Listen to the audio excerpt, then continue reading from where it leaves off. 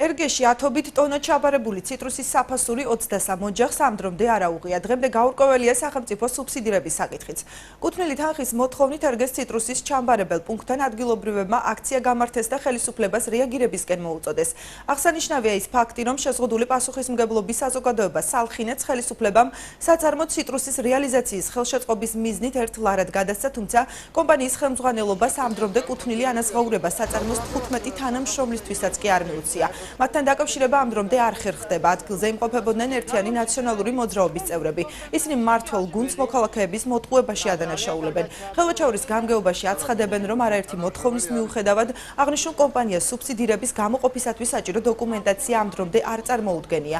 გამგებლის მოადგილე ანზორ ფერცელიძე მოქალაქეებს ურჩევს სასამართლოს მიმართონ. 53 ტონა მანდარინის ფული საერთოდ არა გადახდელი. არც ძირი და არც სუბსიდია. დაახლოებით 23,000-ია საღები, ხალხის ფული გადასახდელი, სახელმწიფოსი და ადგილობრივი მიმღებების. რავის ახლა დანარჩენი აგერა შედეგი სახეზე, ხალხი აგერა მოსული კიდევ. ჩემს უკან დგას ძალიან ბევრი მატყუარა ხელისუფლების მოტყუებული ადამიანები, რომლებმაც არა კომპენსაცია, არამედ ძირი ფულიც კი ვერ აიღენ იმ ერთლარად გაცემული ობიექტებიდან, რომელიც მთავრობამ გასცა იმ პირობით, რომ ამ ობიექტებს ყველაფერი უნდა გააკეთებინათ, რათა ციტრუსის სეზონი ყოფილიყო წარმატებული. შეპეს სალხინეთის მიერ საბუთების წარმოდგენის საბუთებში იყო ხარვეზები.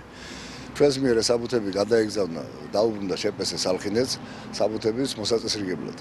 როგორც კი საბუთებს მოაწესრიგებენ და მოიტანებენ ჩვენთან, მუნიციპალიტეტი მზად იქნება გადარიცხოს ეგ თანხები მოსახლეობას გადაურიცხოს. ჩვენ არანაირი ბერკეტი არ გვაჩნიათ, მოსახლეობამ და მიმართოს სასამართლოს.